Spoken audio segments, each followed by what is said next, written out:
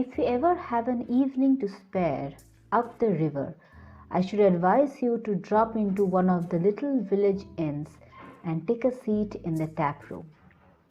You will be nearly sure to meet one or two old rodmen sipping their toddy there, and they will tell you enough fishy stories in half an hour to give you indigestion for a month. George and I and the dog went for a walk to Wallingford, and coming home we called in at a little riverside inn for a rest and other things. We went into the parlour and sat down. There was an old fellow there smoking a long clay pipe, and we naturally began chatting.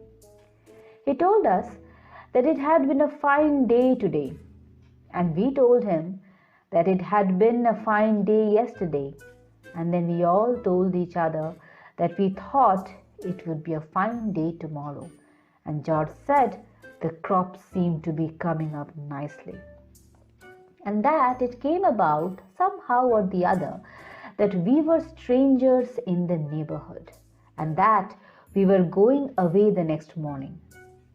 Then a pause ensued in the conversation, during which our eyes wandered round the room.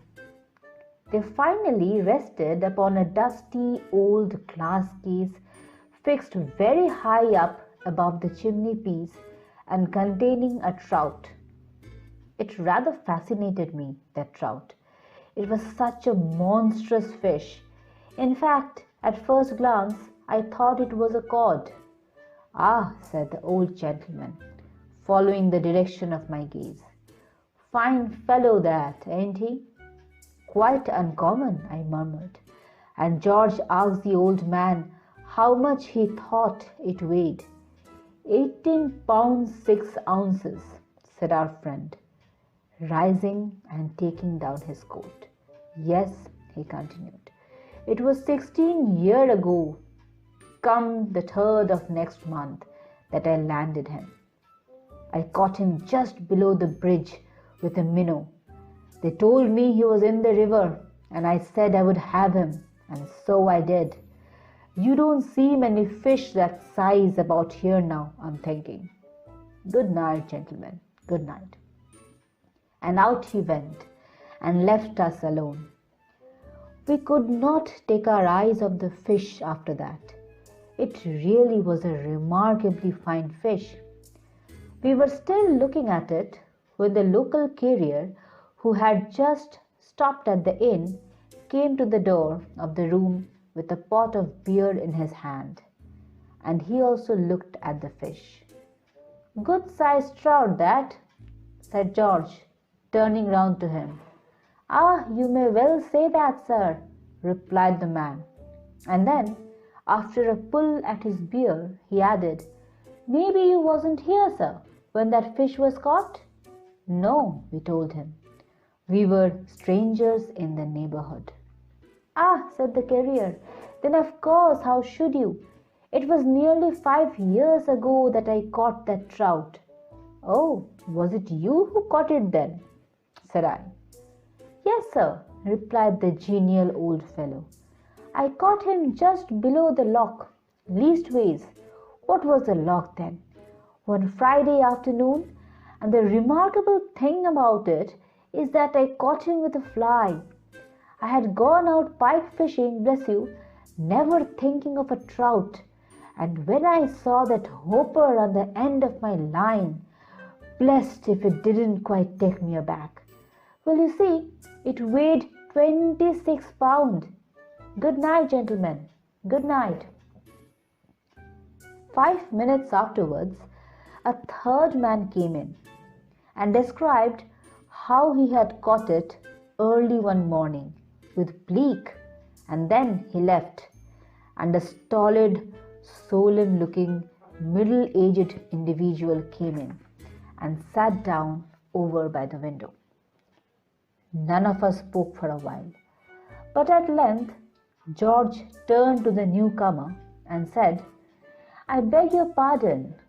I hope you will forgive the liberty that we, perfect strangers in the neighborhood, are taking. But my friend here and myself would be much obliged if you would tell us how you caught that trout up there." "Why, who told you I caught that trout?" was the surprised query.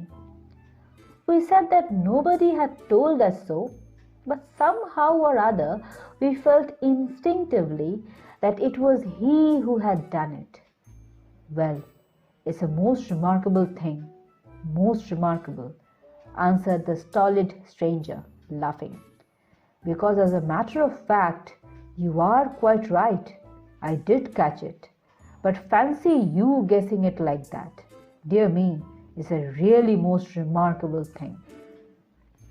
And then he went on and told us how it had taken him half an hour to land it, and how it had broken his rod. He said he had weighed it carefully when he reached home, and it had turned the scale at 34 pounds. He went in his turn, and when he was gone, the landlord came in to us.